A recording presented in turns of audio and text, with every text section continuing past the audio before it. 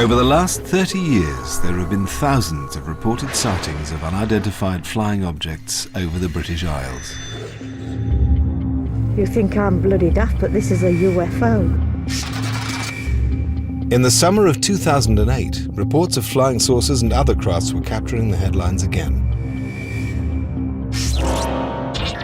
Over the years, numerous eyewitnesses, including military personnel, police officers, and experienced airline pilots have testified to seeing strange lights in the sky and other mysterious phenomena. 12 o'clock. Very bright yellow object. It was nothing like an aeroplane that I'd ever seen before. It's the brightest light I've ever seen in my life. Many of these UFO sightings remain unexplained to this day. But what or who were they? Could they really be evidence of extraterrestrial life? Yeah, it's a strange, small red light. Weird. It's coming this way. It's definitely coming this way. It was just something out of a science fiction film. It was totally unbelievable. Tonight we hear firsthand from those who witnessed them and examine the truth behind some of Britain's most celebrated UFO sightings.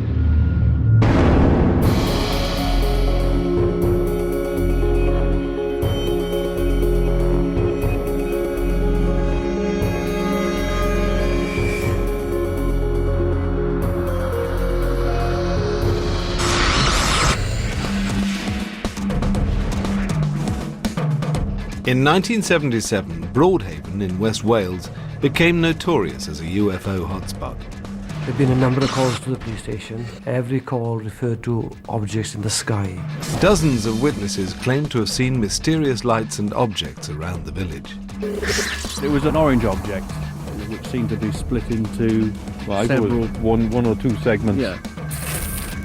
The number of sightings left locals shocked. What on earth was that? Experts baffled. We could offer no explanation. And even sparked a Ministry of Defence investigation. The Ministry don't tend to do investigations of UFO sightings. It's extremely unusual.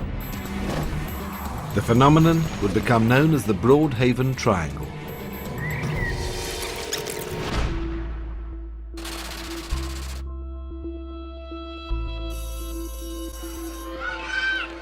In February 1977, 9-year-old David Davis was playing with his friends when they noticed something strange in a field behind their school.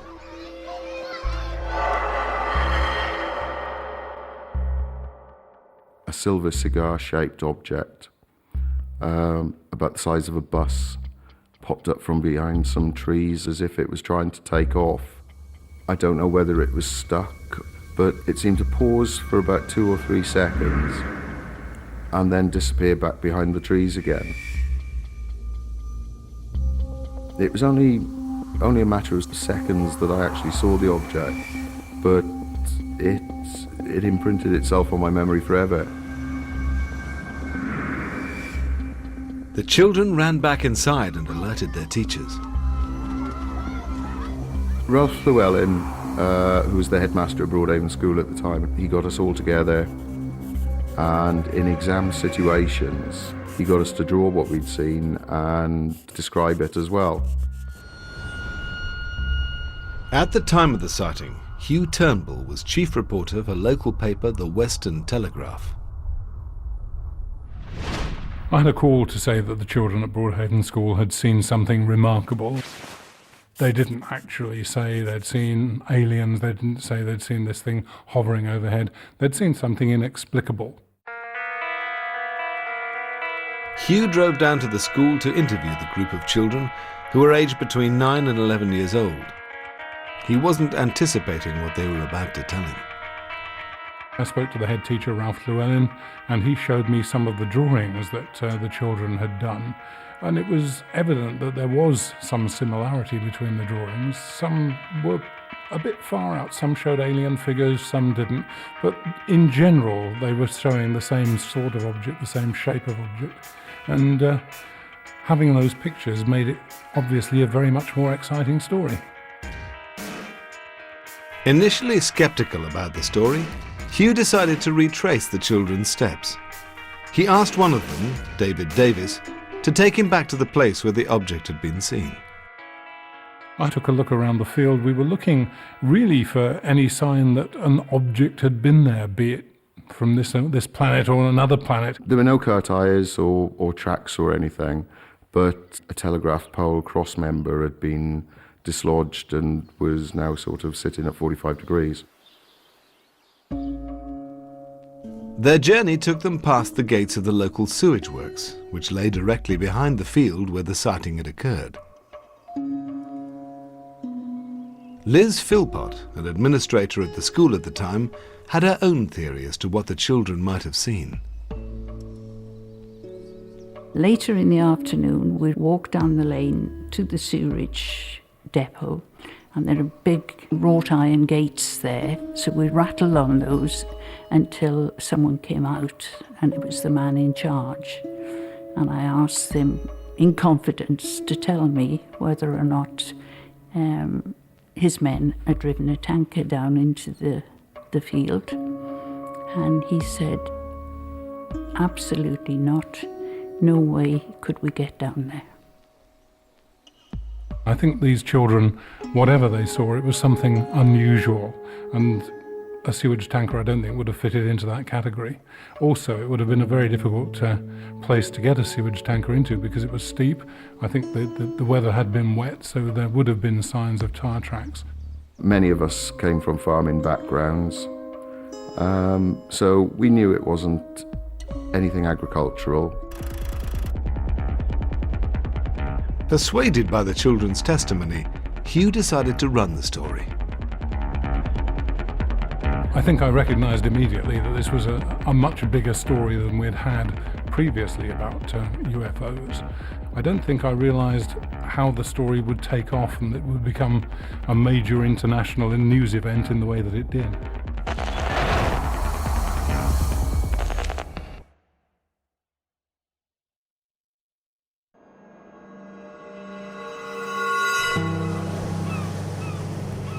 In the winter of 1977, a group of children in Wales claimed to have seen a spacecraft hovering behind their school playing field. When the story hit the newsstands, Broadhaven, a small seaside village with only 600 residents, suddenly found itself the focus of intense public interest.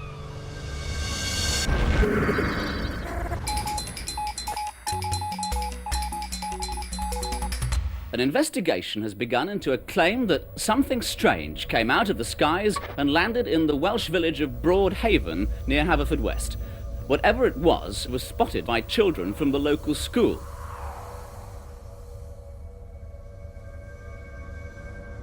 We just couldn't carry on normal lessons. The phone was going off every couple of minutes. We were even getting researchers and interviewers from as far afield as Australia, New Zealand, America, all wanting to talk to the people who'd seen the flying saucer. The incident at Broadhaven Primary School appeared to be a baffling one-off event.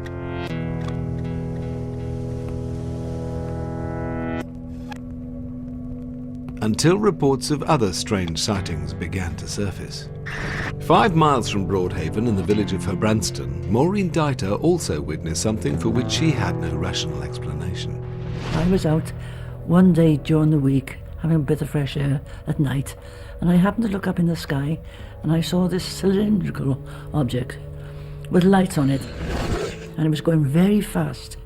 So it was only a question of really seconds that I actually saw it. And I thought, what's that? I couldn't believe my eyes. The village of Littlehaven lies 1 mile down the coast from Broadhaven. Local resident Dorothy Cale was setting off from home one evening when she too observed something strange. We went out from our house, which was on the cliff top at Littlehaven, and there were some flashes, very, very bright flashes, which lit up the whole village. All of a sudden, there was a very strong light. The driver put her foot hard on the brake quickly. There was the brightest light I've ever seen in my life, and it appeared to be inside a glass dome. Well, it took our breath away, really. We all of us looked at it. Nobody said a word. This was a strange thing. None of us said a word, and then all of a sudden, we didn't see it lift up or go anywhere. It was just gone. It flashed, and it was gone.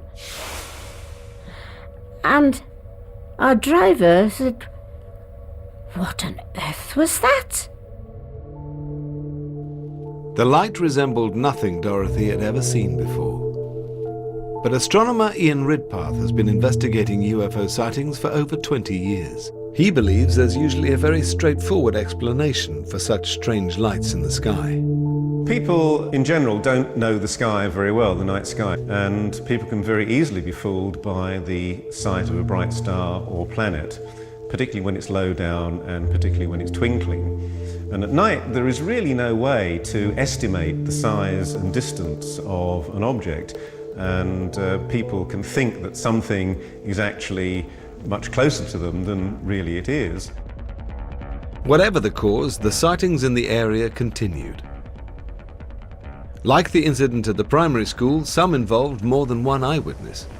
Stephen Bamford and Robert Best were returning home to Broadhaven after a night out when they noticed something unusual out at sea. We probably saw the people before we saw the object. Yeah, we wondered what they were all looking at. Yeah. We assumed it was probably the cliff was on fire. It did look like a fire, but it was obviously out to sea, and it moved from right to left. It was an orange object, which seemed to be split into several... one or two segments. Yeah. And then we thought we'd be brave and drive out there, or drive in the general direction to see if we could sort of find whatever it was. And then as it moved across, or they moved across, they just shrunk and disappeared. Diminished on itself. Yeah. The men could think of no obvious explanation for what they'd seen. So I thought it might have been a harvest moon or something at first. I thought, you don't get a harvest moon at 1:30 in the morning. If it had been a ship or something like that, it couldn't have been in front of the cliffs at one moment and behind the cliffs at the next. So it was a very strange anomaly, and that's why everybody was stood out here watching it. Psychologist Chris French has made a study of the reliability of such eyewitness testimony. Now, situations where we've actually got evidence from multiple witnesses, and that evidence seems to be telling pretty much the same story, everybody is saying the same thing, then we're quite likely to give that kind of evidence much more weight than single uncorroborated testimony. But one thing we should bear in mind is that when people see something unusual, such as a possible UFO sighting, then they will actually discuss what they've seen with each other. And we've got lots of good experimental evidence to show that one person's account of what they've seen can actually influence another. But with the sightings continuing to flood in, many were convinced that something strange was happening in Broadhaven.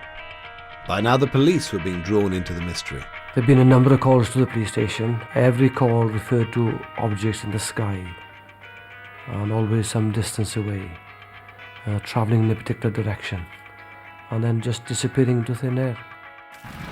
People were ringing in and writing letters all the time. The ones that I was more convinced about were the ones who said, well, I'd rather you didn't use my name, but I saw this.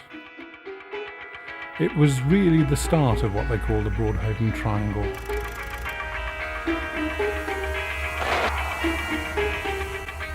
They call it the Broadhaven Triangle, an area here in Pembrokeshire where sensible, down-to-earth people are constantly seeing strange objects in the sky, mysterious lights. It's an area where an entire classroom of schoolchildren saw from their playground a UFO. The triangle encompassed the southeast of St Bride's Bay, through Broadhaven, down to Milford Haven, and towards Haverfordwest inland. It was an area of coastline which changed dramatically from mile to mile. Could the area's local geography have been a factor in the sightings? There's a number of oil refineries and other industries around Milford Haven. Flares at night and odd-shaped plant, but people around here would have been very familiar with that. Those had been there for many years before anybody started seeing UFOs. The number of sightings reported in the area meant that what had begun as an intriguing local story was turning into a much bigger phenomenon. It was what UFO researchers like David Clark call a flap. The word flap became associated with periods of intense UFO activity concentrated in certain areas from the mid-50s onwards. So it's a word that becomes part of ufology from that point onwards. Now, the first real flap that seems to have occurred in the UK was the one at Warminster in the 1960s. For 10 years, the town of Warminster in Wiltshire was famous for being a UFO hotspot. Unlike the Broadhaven sightings, the flap in Warminster began on Christmas Day 1964 with a mysterious sound.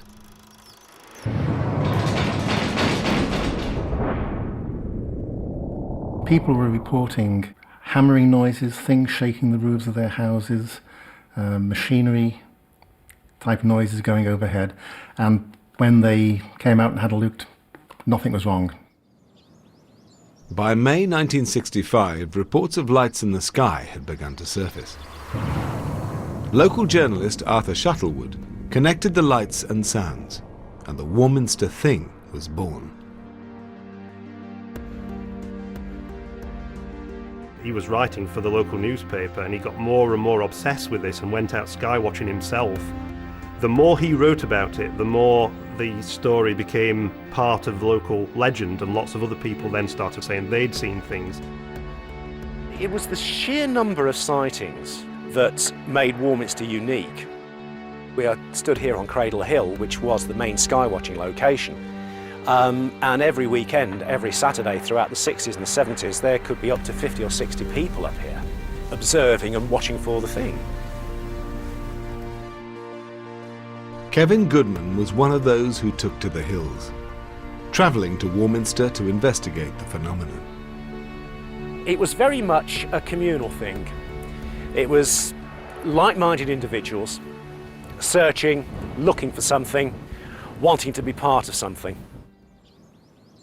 After several months, Kevin witnessed something himself. Over in that direction, from over by the golf club, came 4 red lights, equally distant, spaced apart. They carried on travelling through, around, and over to Battlesbury Hill, which is over here. They stayed in the line for approximately about 2 or 3 minutes, and the lead object then shot upwards at a tremendous rate of speed, performed a flawless 90-degree turn without stopping, and shot out of sight. And about 30 seconds later, the following 3 lights then just shot straight up into the sky. To this day, I can't really rationally explain what I saw.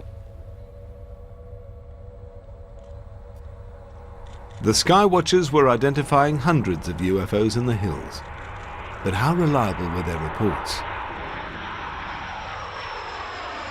One of the important things about Warminster is that it is surrounded by various military bases and camps. There's an artillery school there. There are various tank training areas around there and around Salisbury Plain. The area was one used to military activity. Covering 150 square miles, Salisbury Plain was the largest military training area in the UK. And that wasn't all. 18 miles from Warminster, an experimental establishment conducted trials of prototype military aircraft. The ufologists would say that the reason that you get so many sightings near military bases is because the extraterrestrials are very interested in what's going on at those bases, whereas it seems far more plausible to argue that what's happening is that it's the activity at the bases themselves. Like Warminster, Broadhaven was also surrounded by military bases. Close to the village was RAF Brawdy, a base for search and rescue helicopters and a training station for military pilots. Could it have been that it was simply RAF activity that was responsible for the Broadhaven sightings?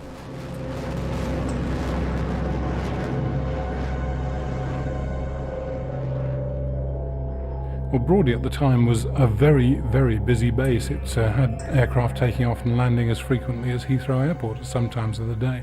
So there's an awful lot of activity going on there.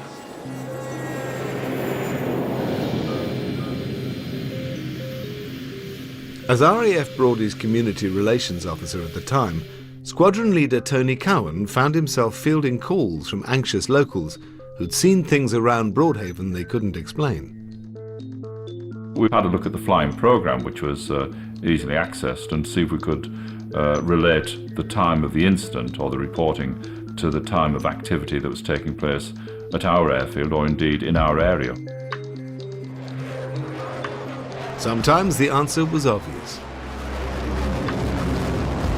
Apart from the training of the jet pilots, there would have been exercises involving our local search and rescue helicopter unit, the local lifeboat stations and the Coast Guard as well. I can remember at least on one occasion it was quite a big exercise involving all those people plus a Nimrod patrol aircraft to carry out a search, and it did take place at night, and the Nimrod was dropping flares to illuminate the area so that the lifeboat could spot the target.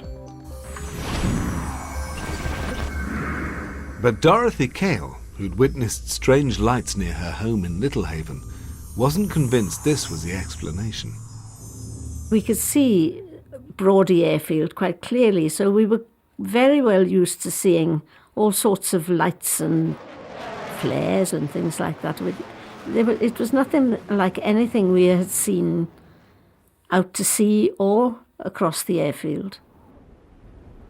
And RAF flight records didn't always prove conclusive. On some occasions we were able to explain by relating the time and the date to known air activity. On other occasions we could offer no explanation. I think to the people that saw something, they will always remain a mystery. RAF engineer Gordon Bowden was stationed at Broady in the late 1970s. Years of experience had taught him that military activity could often be misidentified. Helicopter beams, searchlight patterns can appear very strange depending on the compass direction that the helicopter is operating from and the search pattern that the helicopter is conducting. And to the untrained eye, you'll get a visual which will look like a ball of light, and then if it moves a different pattern, you'll get the beam. But not all the UFO sightings around Broadhaven were witnessed by untrained civilians. Gordon also witnessed them himself. On 2 occasions at Broadhaven, I did see strange lights out at sea. These lights that I saw accelerated with such phenomenal speed. I cannot explain what they were, but my military training would have said we had no aircraft at that time that could have travelled that fast and changed direction so quickly, because it would have killed the pilots.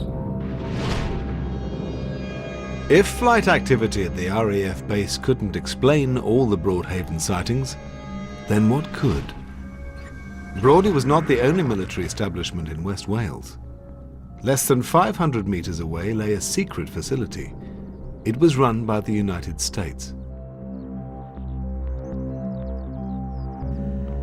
US military bases have been connected to some of the most celebrated and well-documented UFO incidents in Britain. Yeah, it's a strange, small red light. Weird. It's coming this way. It is definitely coming this way. Could these American bases provide any clues to what was being witnessed on British soil?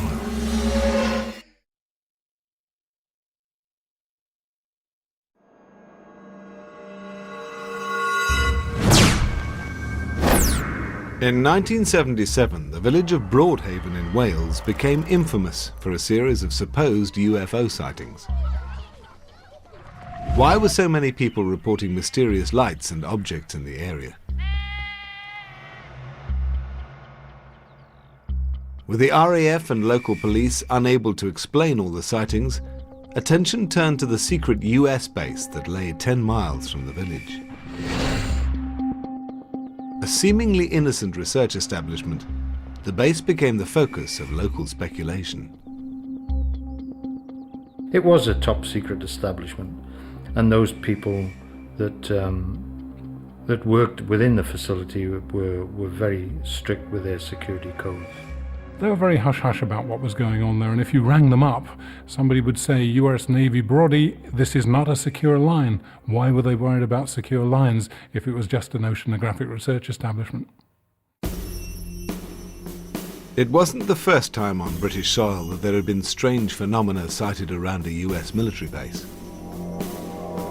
On 2 occasions, US air bases in Suffolk had been at the centre of supposed UFO activity. The first sighting took place in August 1956, when radar personnel at US Air Force bases Bentwaters and Lakenheath observed something strange on their screens.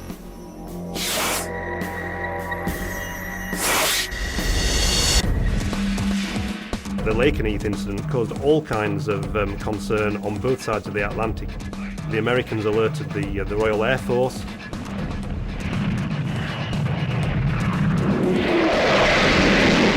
The radar station RAF Neatishead began tracking these same mysterious objects, and it led to a very, very bizarre evening in which waves of RAF fighters were scrambled to go and look at this thing over Lakenheath. 2 aircraft gave chase, but failed to intercept or identify the object. Running low on fuel, they returned to base and the object disappeared from radar screens.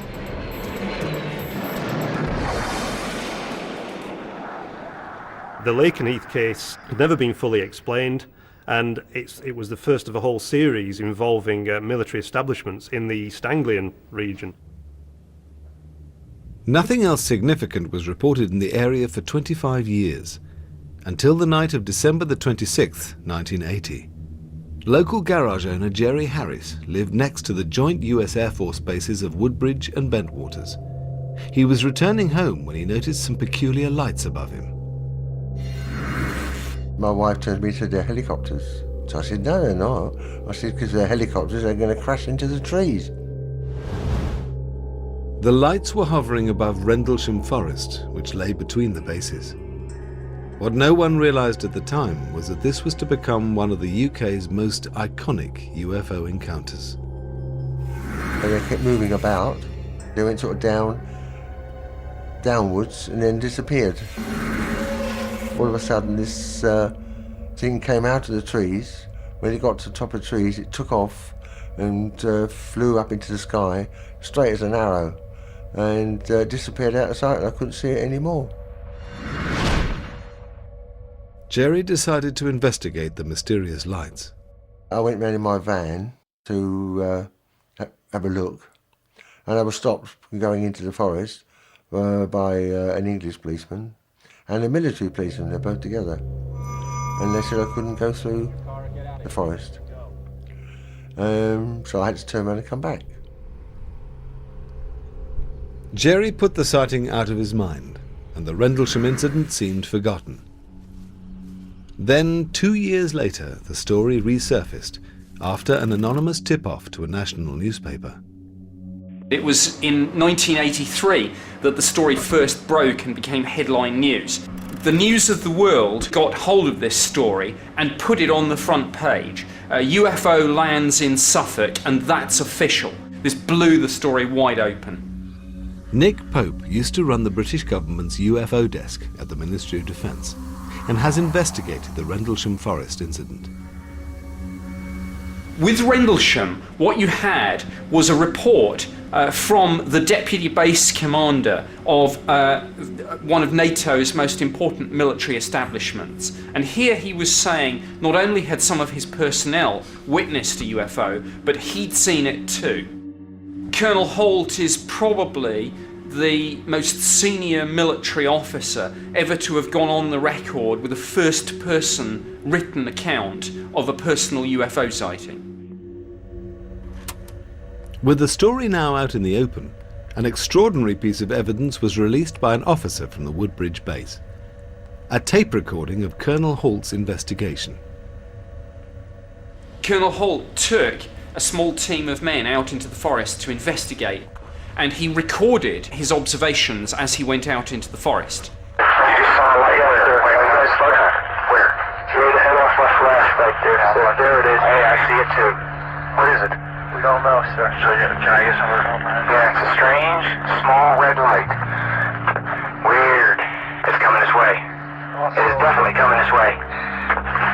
Pieces of it are shooting off. There is no doubt about it. This is weird. You can hear the tension in Colonel Holt's voice.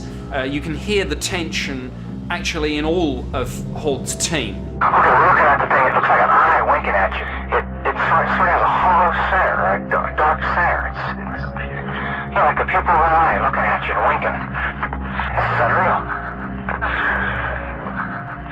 We're turning around, heading back toward the base. These are not people who mistake aircraft lights for something more exotic. When these people say, and go on the record as saying, we experienced something above and beyond anything we've ever seen before, you can take that to the bank.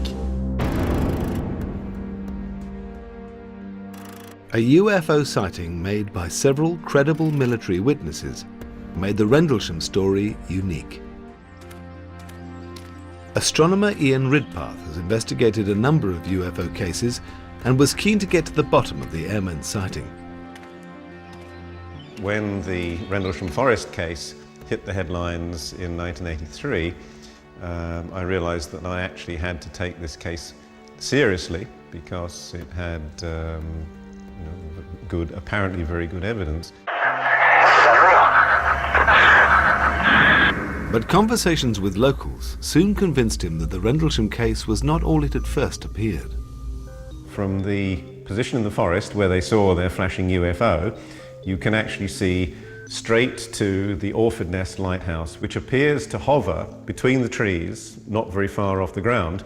And as you move towards it, between the trees, the light seems to recede in front of you, which is exactly the effect that the airmen reported as they moved towards this flashing light, but they never actually got to it because it got further and further away. I've been to Rendlesham Forest at night, and anyone who's been to Rendlesham Forest at night and has seen the lighthouse will realise that it's a tiny pinprick of light in the distant horizon. There's no way that Holt and his team could have misidentified that for something more spectacular.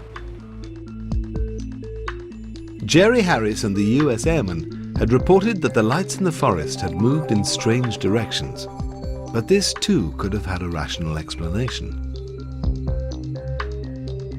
I knew from experience that bright meteors or fireballs, which are natural pieces of debris from space burning up in the atmosphere, can give the impression that something has come down quite nearby. I was able to find from the British Astronomical Association that indeed a bright fireball had been seen at that same time that the men had seen something apparently descending into the forest. Ian Ridpath's evidence suggested that the UFO was nothing more than a combination of unusual but naturally occurring phenomena. It appears to be an absolutely superb, almost inexplicable case, but when you look at each of those aspects individually, there is a rational explanation for each of them. But this conclusion didn't satisfy everyone. If the lights did have a rational explanation, why were the Americans so reluctant to discuss it? All the Americans I knew from the base, and none of them would talk about it at all. They weren't allowed. And they had strict instructions from up above not to talk about it. So I couldn't find anything from them whatsoever. They were just trying to cover it up. When a wave of UFO sightings had hit Broadhaven in West Wales in 1977, attention had also turned to the US military. Not far from the village lay a secret US base. When strange lights and objects were reported in the area, speculation grew that the Americans were developing secret, state-of-the-art military technology. Nobody really knew what was going on there. So I think it's quite a possibility that all this could be linked to some sort of military activity. But when the base was deactivated in 1995, the truth about the Americans' activities was finally revealed. As it turns out, they were listening for Russian submarines at the height of the Cold War. Far from developing prototype weaponry, The mysterious building had housed nothing more than banks of computers and monitoring equipment. This revelation put paid to the theory that the mysterious lights in Broadhaven had come from the secret US base. But the sightings were about to take a bizarre new turn, with accounts of more than just unexplained lights in the sky.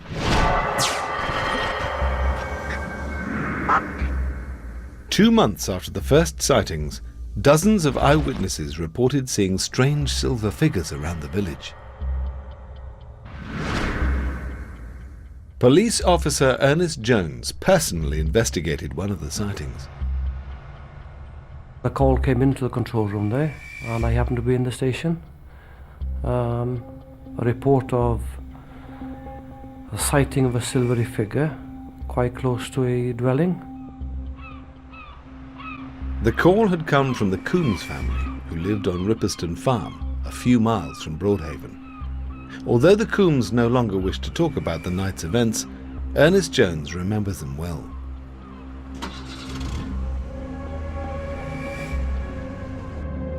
So here I was going to a farm on a dark night, in the middle of the night, not knowing exactly what to expect, but expecting to get close to something that nobody knew nothing about. So a few things were going through my mind. We arrived in the yard, went to the front door, doors open, we went in. There was a family there, established her husband and wife, spoke with the wife. She was very, very frightened. Got override, she saw a silvery figure moving about very close to the window. Her husband, he turned round and saw this figure very close by the window outside, where he'd been sitting. He was really frightened as well. And we're not talking here of a softy man working 9 till 5 in an office.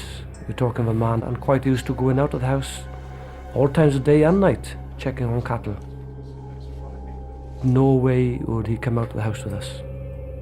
No way.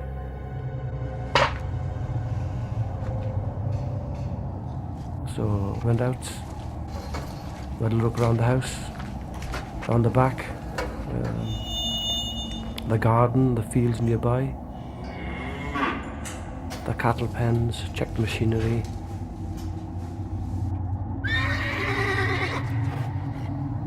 With the silver figure nowhere to be seen, PC Jones returned to the house and made arrangements to evacuate the family. From the condition they were in that night, especially Mrs. Coombs, she didn't feel safe, and she didn't feel the house was safe for the family. The Ripperston Farm incident was not an isolated one-off. Reported sightings of strange silver figures were taking place all over the area. With the mystery deepening, the investigation would now step up to a new level.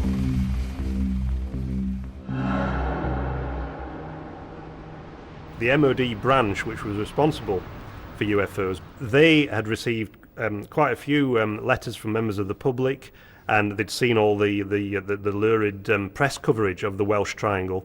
And there's one particular memo from the head of the MOD UFO branch to the RAF police. There's a lot of concern in West Wales. Something's obviously been seen. Some of these witnesses are quite level-headed, reliable people.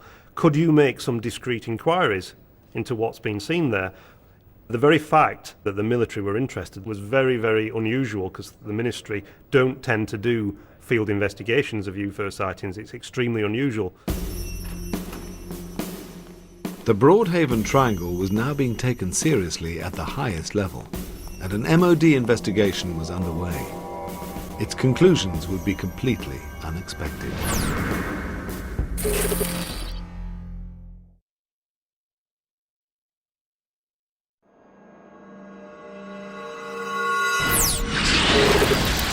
They call it the Broadhaven Triangle. In 1977, Broadhaven in West Wales became known as a hotspot of UFO activity. Claims of lights, strange objects, and even silver figures were being made by dozens of local witnesses.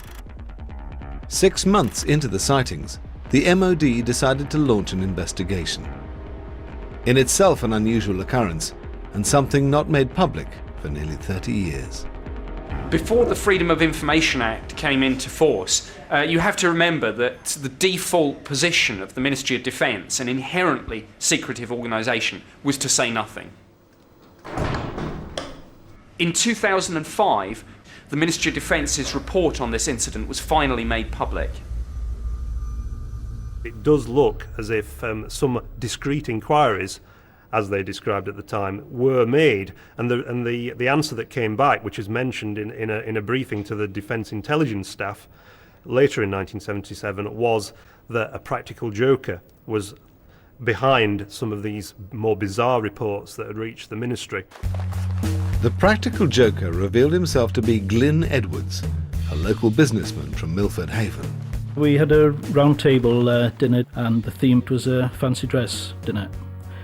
So, as it was topical at the time, I decided to dress up as a spaceman. So I borrowed an industrial suit from one of our local suppliers. I went to the dinner, and before the dancing started, I went out to the car to remove it, but some of my colleagues said, let's go around the village. So we all jumped in the car. Bumped into a few people, turned a few heads, and after about 10 minutes we decided to go back. Going back then, we stopped outside the Haven Fort Hotel.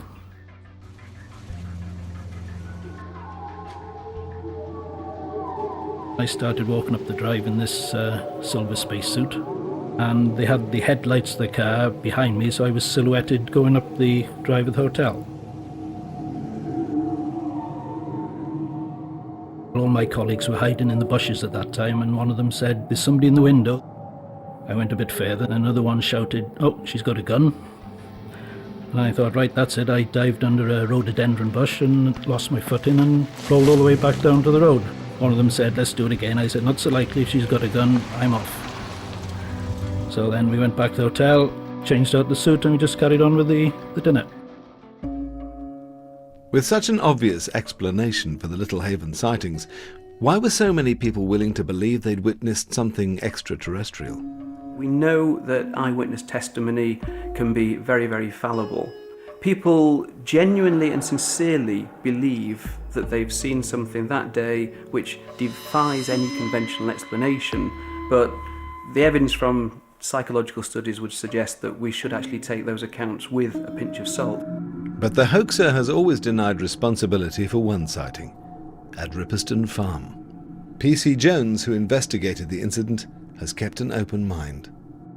I can't help thinking of the state they were in that night. There was something certainly out of the ordinary that frightened that family. As 1977 drew to a close, the number of UFO sightings in the area began to decline, and the unusual events were consigned to memory. Given the large number of people who saw it and the number of pretty intelligent people who came forward and said they'd seen something, I think most people think there must have been something behind it. Not necessarily flying saucers, but something. Because we didn't know what it was, we just sort of ignored it and decided if we don't know what it was, we can't talk about it. And it just, that was it just went away really.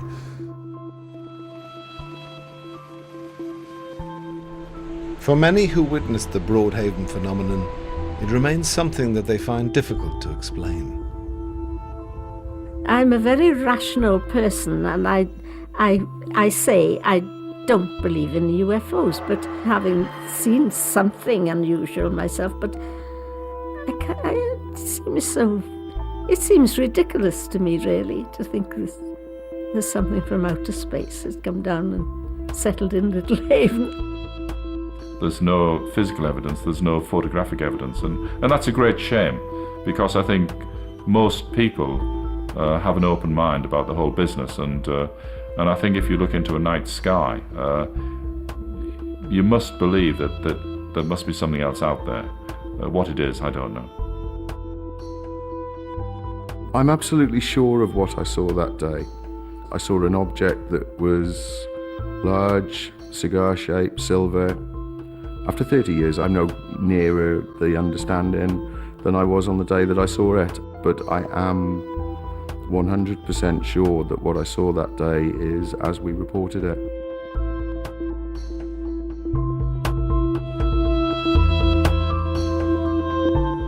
We follow 3 women who decided to forgo traditional medical care and have their babies at home with no professional assistance or pain relief.